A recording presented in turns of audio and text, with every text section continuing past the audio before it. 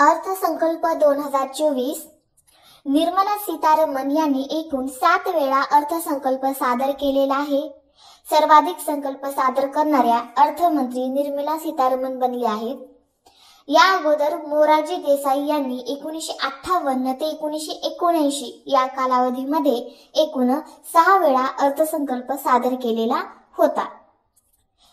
2024 चे अर्थसंकल्पांचे सरकारचे 4 मुख्य फोकस: 1 गरीब, 2 युवा, 3 महिला, 4 अन्नदाता।